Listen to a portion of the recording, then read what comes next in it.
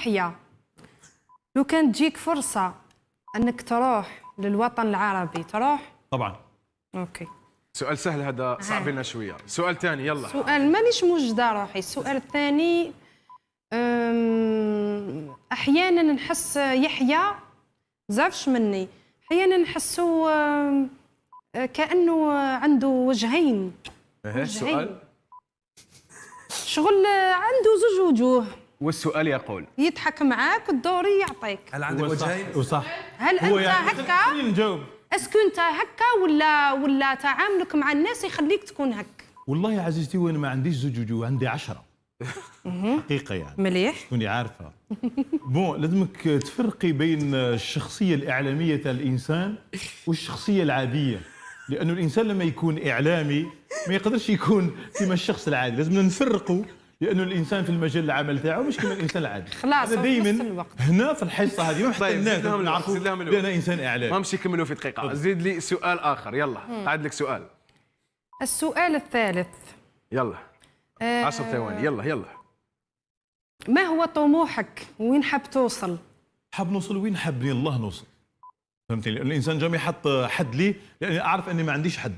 طموحي طموحك كبير مثلا، طموحي العالميه طبعا، اي واحد هذا به خلاص. اعمال ولا اي جميل، شكرا. شوفي انا نقول لك والاوسكار طبعا كما قال. انا نقول لك سمية، بعد خيبه الامل تاعك في الزواج تاعك الاول، نظن الاسئله الان. السؤال الاول، اختيارك شريكك الاول في الزواج هل هو مبني على مصلحه ام عن حب؟ خاصة وأنه عرفنا من خلالك أنه فارق السن الكبير ما بينك وبينه، وحتى في الطبقة والله في المستوى المعيشي، هل تشوفي بأن زواجك كان مصلحة؟ يلا في عجاله.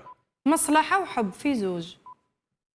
سؤال ثاني من فضلك. ها. السؤال الثاني يقول علاش المخرجين والمنتجين خلينا نقولها أنهم يتهربوا من اسم سامية طبوش في استحضارها للمسلسلات؟ هل لضعفك في تأدية الأدوار أم أنك إنسانة متعجرفة ومشهورة عليك أنك تشاطي وتعاطي بزاف وتهضري في البلاطوهات، يقول لك يلا خلينا من تكسر الراس نجيبوا وحدة عاقلة والسلام. اعطينا الاجابه. على خاطر انا مانيش من النوع اللي يخدم باطل، كون جيت نخدم باطل ما نحبش من لي برودكسيون تو كور. زيد. اوكي، هل سامية بعد وش جربتي في حياتك وبعد الانتكاسات اللي عشتيها في حياتك، هل تشوف سامية باللي حابة تفتح حياتها مجددا في زواج ممكن مستقبلا؟ زواج بالوقت الحالي استبعد هذه الفكره، وفتحت بيبان اخرى، بيبان الامل، بيبان لا بروف راني خدامه معاكم. الحمد لله. الحمد لله، ربي يوفقك ان شاء الله. شكرا.